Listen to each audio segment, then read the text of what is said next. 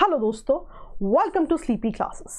जैसा कि हर संडे हम आपके लिए मैराथन सीरीज लेकर आ रहे हैं, यूपीएससी के प्रीवियस ईयर क्वेश्चंस को डिस्कस कर रहे हैं। ऑलरेडी हम ज्योग्राफी के, एनवायरनमेंट के और हिस्ट्री के प्रीवियस ईयर क्वेश्चंस को डिस्कस कर चुके हैं।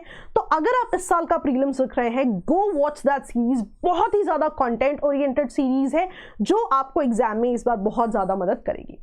लेकिन आपकी प्रिपरेशन को और अच्छा करने के लिए हम अपनी 50 इंपॉर्टेंट रिवीजन टॉपिक्स की भी सीरीज को लेके आ रहे हैं। यहां पर इन सभी सब्जेक्ट्स को कुछ दिन दिए जाएंगे जिनमें इन सभी सब्जेक्ट के 50 इंपॉर्टेंट टॉपिक्स को जो है डिस्कस किया जाएगा। आप शेड्यूल को डाउनलोड करने के लिए sleepyclasses.com पे जा सकते हैं और वहां पे डाउनलोड सेक्शन में सबसे पहला टैब ही आपका रिवीजन सीरीज का है। वहां से आप इस शेड्यूल को डाउनलोड कर सकते हैं। तो आपका जो है क्लासेस जो है मंडे से दिन में 12 बजे के स्लॉट पर लाइव होगी। ठीक है जी। So let's buckle up, let's start our preparation. और जो आपके इंपॉर्टेंट टॉपिक्स हैं वो सारे हम मंडे ऑनवर्ड्स जो है डिस्कस करेंगे। चलिए, now before I start the session, बहुत ज़रूरी है आपको ये भी पता हो, प्रीलिम्स बहुत पास आ चुका है। If you want to avail all our courses prelims से एसोसिएटेड, तो आप ऑफ 50 करके कूपन यूज़ करेंगे और आप इन सभी कोर्सेज को जो है अवेल कर सकते हैं। लेकिन one thing that I want to tell you separately, current affairs crash course less than 60 hours में आपके बहुत डिटेल में करंट अफेयर्स कवर्ड है।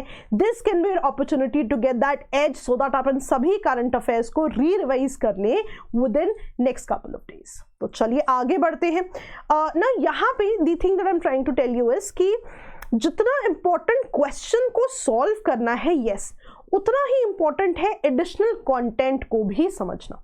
यूजुअली व्हाट हैपेंस इज हम क्वेश्चन सॉल्व कर लेते हैं, हम एक्सप्लेनेशन पे जो है कई बार कुछ चीजें छोड़ देते हैं। तो यहाँ हमारी सिंपल कोशिश है कि क्वेश्चन तो आप सॉल्व करें ही करें, लेकिन कुछ एक्स्ट्रा पॉइंटर्स भी जो है आप उस क्वेश्चन के बारे में पढ़ें, सो दैट अगर उन एक्स्ट्रा पॉइंटर्स में से आपको कुछ एग्जाम में आ जाता है, आप कभी भी उनको गलत नहीं करेंगे। तो चलिए एक बार पहले you can go through the questions, आप इनको सॉल्व करने की कोशिश कर सकते हैं। पहला क्वेश्चन है about shola forest, natural vegetation के चैप्टर में पढ़ते हैं आप इसे।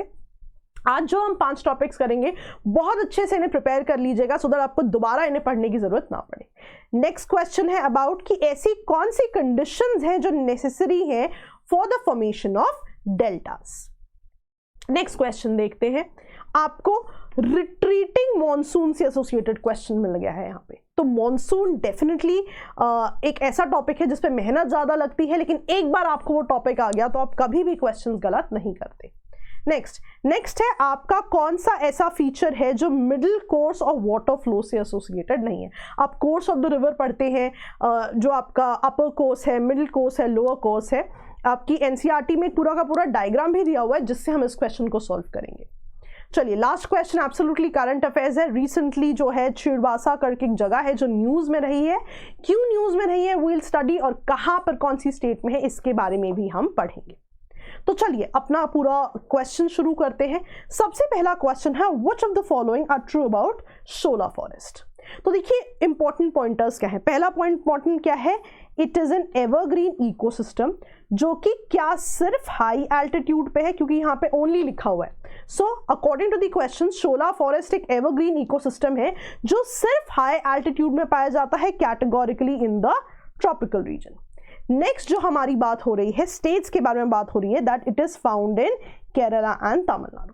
तो इनमें से यदि कोई भी पॉइंटर रॉन्ग हुआ तो अकॉर्डिंगली आपका जो क्वेश्चन है वो जो है सही या गलत हो जाएगा। तो आपका आंसर है यहाँ पे बोथ 1 and 2 दोनों ही सही है।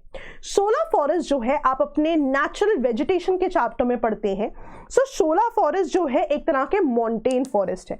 माउंटेन शब्द जो है आप माउंटेन से याद रखेंगे कि ये पहाड़ी रीजन में होते हैं। अगर हम इंडिया की बात करें, एक जो आपका हिमालय का रीजन है, राइट, वो आपको पता है वहां पे जो है आपकी पहाड़ी रीजन पाए जाते हैं, ट्रॉपिकल माउंटेन फॉरेस्ट पाए जाते हैं। अपार्ट फ्रॉम दैट, ये जो एल्टीट्यूड वाले पहाड़ों की बात कर रहे हैं, ये वेस्टर्न और ईस्टर्न घाट्स में पाए जाते हैं। तो याद रखना, ये जो शोला फॉरेस्ट है ये कैटेगोरिकली आपके वेस्टर्न घाट्स में पाए जाते हैं। वेस्टर्न घाट्स में भी अगर मैं आपको बताऊं, केरला, कर्नाटका एंड तमिलनाडु। तो क्वेश्चन में आपके कर्नाटका मेंशन नहीं था, केरला एंड तमिलनाडु मेंशन था। तो अगर आपके ऑप्शंस में होता कि it is found only in Kerala and Karnataka, तो आपका ऑप्शन गलत हो जाता। क्यों? बिकॉज ये जो है केरला, कर्नाटका और तमिलनाडु तीनों ही जगह पे होता है। तो हाई एल्टीट्यूड पे मिलते हैं। अगर आप ये देखें कैटेगोरिकली जो है इसकी पर्टिकुलर हाइट भी इतनी है, राइट। अब ध्यान रखना, ये जो शोला फॉरेस्ट है ये एक्चुअली ऐसे फॉरेस्ट है which are separated by rolling grasslands in high altitudes. इसका क्या मतलब है कि tropical mountain forest are separated by rolling grasslands in high altitude. पहली चीज हाई ऑल्टीट्यूड पे है। अब होता क्या है, अगर आप ये डार्क ग्रीन कलर देख रहे हो ये आपके माउंटेन फॉरेस्ट है। ये माउंटेन फॉरेस्ट जो है इनके बीच में रोलिंग ग्रासलैंड्स होते हैं। रोलिंग ग्रासलैंड्स क्या होते हैं? रोलिंग ग्रासलैंड्स ऐसे ग्रासलैंड्स होते हैं जो कि हाई एल्टीट्यूड पे पाए जाते हैं।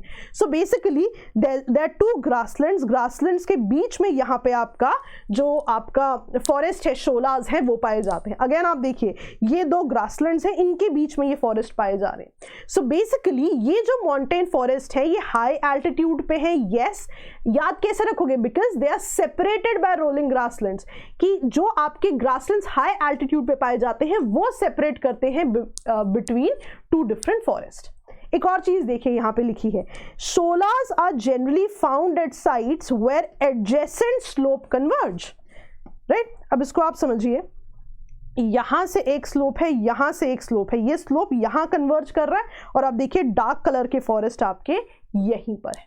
सो बेसिकली बहुत सिंपल है, ये आपका हाई एल्टीट्यूड पे ग्रासलैंड है, ये आपका हाई एल्टीट्यूड पे ग्रासलैंड है और इनके कन्वर्जेंस पॉइंट पे आप देखोगे डार्क कलर के जो है ये ट्रॉपिकल माउंटेन फॉरेस्ट पाए जाते हैं। तो हमेशा ही याद रखना, जितना tropical mountain forest high altitude पे ही यस, ये हमेशा ही एसोसिएटेड होंगे विद रोलिंग ग्रासलैंड्स। ठीक है जी, याद रहेगा। तो अगर ये एडिशनल पॉइंट भी आपको एग्जाम में पूछा जाता है, अब आपको उसके बारे में भी पता है। Plus if they ask you about the converging slopes, तो भी आपको उसके बारे में पता है। ठीक है जी। सो सिर्फ क्वेश्चन सॉल्व करना ही इंपॉर्टेंट नहीं है, एडिशनल इंफॉर्मेशन को भी गैदर करना उतना ही इंपॉर्टेंट है। चलिए आगे बढ़ते हैं। Yes, now this certain additional thing that I want you to know. So एक टर्म न्यूज में थी, shola sky islands. So basically sky islands क्या होते हैं? जो top of the tall mountains होते हैं, यानी कि जो हायर एल्टीट्यूड पे रीजन्स होते हैं, उन्हें स्काई आइलैंड्स भी कहते हैं। So because sholas already high altitudes की बात कर रहे हैं, तो इन्हें कभी कभी शोला स्काई आइलैंड्स भी कहते हैं। तो स्काई आइलैंड्स क्या थे? हाई एल्टीट्यूड पे जो माउंटेन्स के रीजन्स हैं, जो top of the taller regions हैं, तो sholas because in high altitudes पे हैं, कभी कभी इन्हें शोला स्काई आइलैंड्स भी कहते हैं। न्यूज में क्यों था? बिकॉज रिसेंटली कहा जा रहा है क्योंकि वेस्टर्न घाट्स में बहुत ज्यादा इन्वेजिव एग्जॉटिक स्पीशीज जो है इंट्रोड्यूस की जा रही है, इस वजह से जो ग्रासलैंड्स है इन रीजन्स में ये बहुत ज्यादा जो है अफेक्ट हो रहे हैं। अब एग्जॉटिक स्पीशीज जैसे आप देखेंगे बहुत सारी ऐसी स्पीशीज जो है यहाँ इंट्रोड्यूस की गई है, right. Acacias, pines and eucalyptus. क्यों बता रही हूँ? एग्जाम में ऐसे भी क्वेश्चंस आते हैं कि let's say one of the options can be कि वेस्टर्न घाट्स में एग्जॉटिक स्पीशीज जो है इंट्रोड्यूस की गई है या नहीं।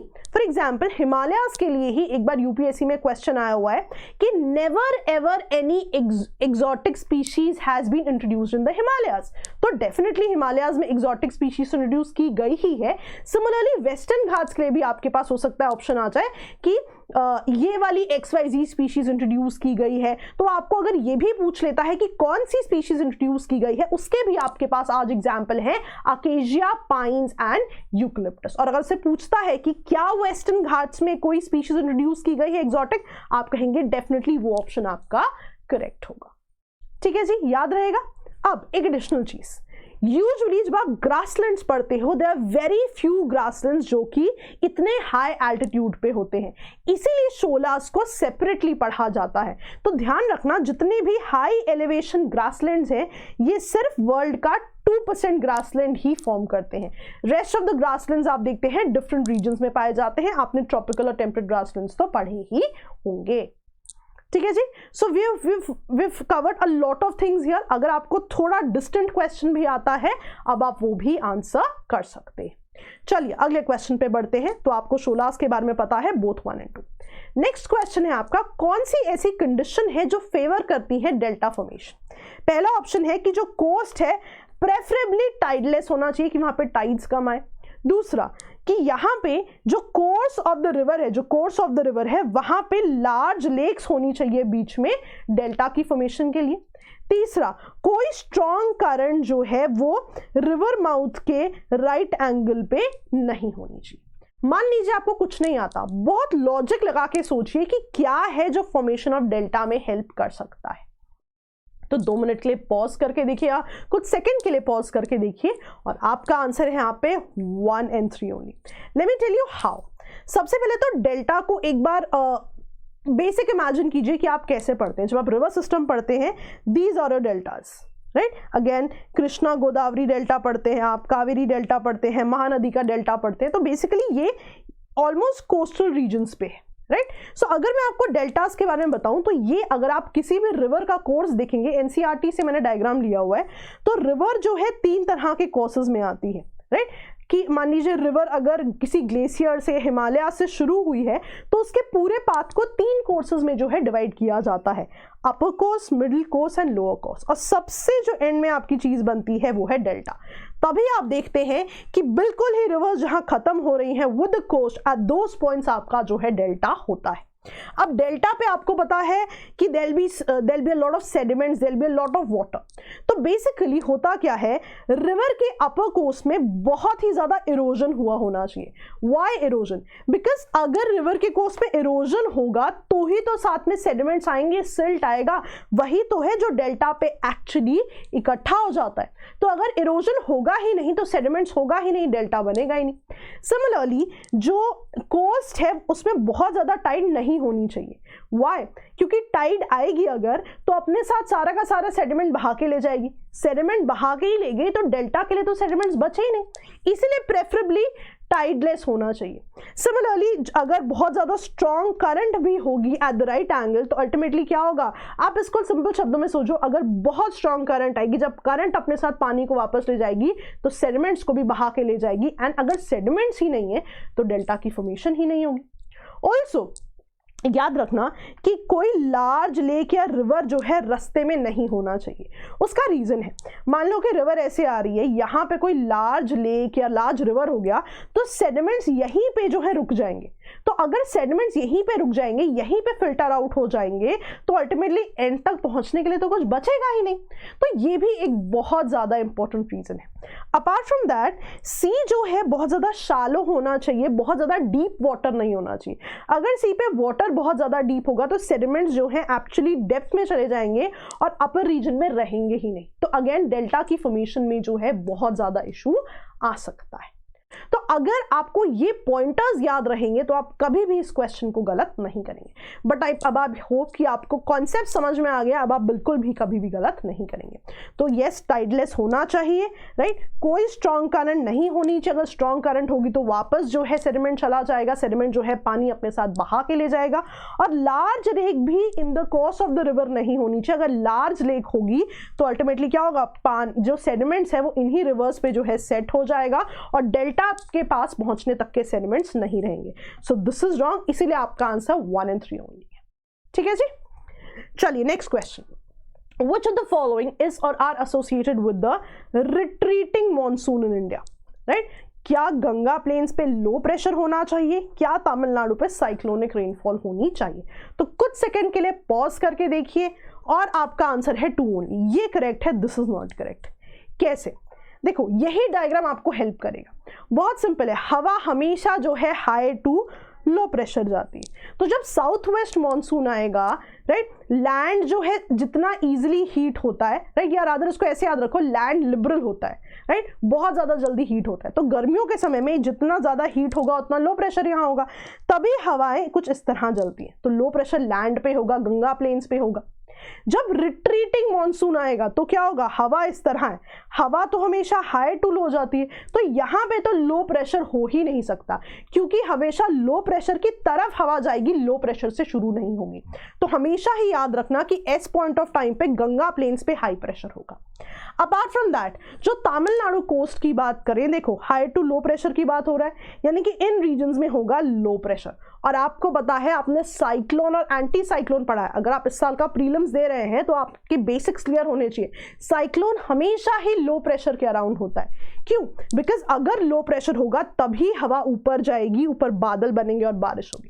एंटी साइक्लोन पे तो हमेशा ही हाई प्रेशर की बात है, एयर हमेशा ही सिंक करती है, राइट? तो देखिए, अगर मैं इसको समझाने की कोशिश भी करूं तो मैंने आपको बता दिया गंगा पे होगा high pressure. Now what happens is, south west monsoon retreat कब करता है, वापस कब आता है नॉर्दर्न इंडिया से, अक्टूबर नवंबर के समय पे। इसको बोलते हैं रिट्रीटिंग मानसून। अब रिट्रीटिंग मानसून में क्या होता है, जो लो प्रेशर कंडीशन थी पहले गंगा प्लेन्स पे, अब वो बे ऑफ बंगाल पे आ जाती। देखिए, इनिशियली जो लो प्रेशर यहां था, अब वो कहां आ गया, बे ऑफ बंगाल पे आ गया, और यहां पे क्या रह गया आपका, हाई प्रेशर रह गया, right? And now what happens is, जो लो प्रेशर एरिया है वो जो है साइक्लोनिक डिप्रेशंस की बात करता है। साइक्लोन्स को क्या चाहिए आपका, लो प्रेशर ही तो चाहिए। और जो ये साइक्लोनिक डिप्रेशंस है, ये जो है इवेंचुअली क्रॉस करके, अंडमान सी से क्रॉस करके तमिलनाडु और उड़ीसा दोनों पर ही जो है साइक्लोनिक रेनफॉल करते हैं। तो एग्जाम में यहां तो तमिलनाडु लिखा हुआ है, पर एग्जाम में अगर आपका उड़ीसा भी मेंशन हुआ तो आप लिखेंगे यस, तमिलनाडु और उड़ीसा दोनों में ही ये जो साइक्लोनिक डिप्रेशंस हैं, ये जो है बहुत ही ज्यादा रेनफॉल करते हैं। ठीक है जी, याद रहेगा। चलिए आगे बढ़ते हैं। ओके, तो आपका आंसर क्या है, टू ओनली गंगा प्लेन्स के पास होता है high pressure, so this will be wrong. और यहां पे याद रखना, तमिलनाडु कोस्ट के साथ उड़ीसा कोस्ट पर भी एक कंडीशन वैलिड है। चलिए next, which of the following is not associated with middle course of water flow? अब यहाँ पे आपको मैंने डायग्राम दिखाया था पीछे, कई बार हम उस डायग्राम को ठीक से स्टडी नहीं करते, तो यहाँ पे 2 मिनट या लादा कुछ सेकंडों के लिए जो है आप पॉज कीजिए और आपका आंसर है ऑक्सबो लेक्स। अगर आप इस डायग्राम को दोबारा देखें, upper course, middle course and lower course, तो आप देखेंगे मियांडर जो है मिडिल कोर्स में, तो याद रखेंगे M for meander, M for middle course. और लोअर कोर्स में आप देखेंगे आपका डेल्टा और ऑक्सबो लेक्स बनेंगे। तो अगर आप फिलहाल इस चीज को याद भी करना चाहते हैं, कोई दिक्कत की बात नहीं, याद कर लीजिए, ये डायग्राम एनसीईआरटी से है, आपने एग्जाम में गलत नहीं करना है। तो आपका आंसर क्या बन गया कि ऑक्सबो लेक जो है मिडिल कोर्स से एसोसिएटेड नहीं है, M for middle, M for meander, meander जो है आपका मिडिल कोर्स से एसोसिएटेड होता है। ठीक है, चलिए लास्ट क्वेश्चन पे आते हैं, absolutely current affairs based question. Chirbasa जगह जो है रिसेंटली न्यूज में रही है, ये कौन सी स्टेट से एसोसिएटेड है, और चिरबासा जो है आपका उत्तराखंड से एसोसिएटेड है। तो रिसेंटली चिरबासा में ब्लैक कार्बन रिसर्च प्रोजेक्ट जो है हो रहा है। तो याद रखना, मैंने आपको बहुत बेसिक सी बात समझाती हूँ यहाँ पे। अगर हम ग्लेशियर्स की बात करें, है ना, तो ग्लेशियर्स पे आपको पता है जो स्नो की बात करते हैं, रफली जिसे आप आइस भी कह देते हैं कभी कभी, इनका एल्बिडो बहुत बढ़िया होता है। सो बेसिकली जो भी सनलाइट इन पे आएगी मोस्टली ये रिफ्लेक्ट कर देते हैं। पर अब होगा क्या, अगर इस स्नो पे ब्लैक कार्बन या लेट्स से सूट या जो वो पार्टिकल्स होते हैं वो इकट्ठे हो जाते हैं, अब इनकी टेंडेंसी है टू एब्जॉर्ब दी हीट। अब होगा क्या, यूजुअली तो स्नो पे जितनी भी सनलाइट है majority of it gets reflected back, इनका एल्बिडो बहुत बढ़िया है। लेकिन जैसे ही इन पे ब्लैक कार्बन सेटल हो जाता है, अब जो है ये रिफ्लेक्शन जो रिफ्लेक्ट बैक हो रहा है ये नहीं होता, और ब्लैक कार्बन जो है हीट को एब्जॉर्ब कर लेता है। अब जब इस स्नो ने हीट को एब्जॉर्ब कर लिया तो क्या होगा, स्नो मेल्ट करने लग जाएगी और ग्लोबल वार्मिंग जो है आपकी बढ़ जाएगी, राइट। दैट इज वाई जैसे कि जो पोल्यूशन से ब्लैक कार्बन, ब्लैक सूट आ रहा है, जब वो ग्लेशियर्स पे जाता है तो ग्लेशियर स्टार्ट मेल्टिंग, बिकॉज इनकी टेंडेंसी है टू एब्जॉर्ब दैट हीट। तो इसी बारे में जो एक रिसर्च प्रोजेक्ट है वो चिरबासा उत्तराखंड में, उसकी बात हो रही है। That is why it was in news. ठीक है जी, तो आई होप आपने कुछ नया सीखा है आज। बहुत ज़रूरी होता है क्वेश्चन सही करने के साथ साथ नई चीज़ों को सीखना, उनको याद करना। तो ये जो टॉपिक्स हैं अगर आपके एग्जाम में आ जाते हैं, आप कोई भी क्वेश्चन जो है आप गलत नहीं करेंगे। तो चलिए, that was all for the day. और जैसा मैंने आपको बताया कि जो हमारा करंट अफेयर्स क्रैश कोर्स है, बहुत ही इलेबोरेट कोर्स है, विद इन 60 आवर्स जो है आप अपना पूरा करंट अफेयर्स का सिलेबस जो है खत्म कर सकते हैं। तो that is all for the day. मिलेंगे अगले हफ्ते, सबसे पहले अपनी रिविजन सीरीज के साथ और प्रीमिक्स के साथ। ऑल द बेस्ट दोस्तों, keep studying, keep revising, bye bye.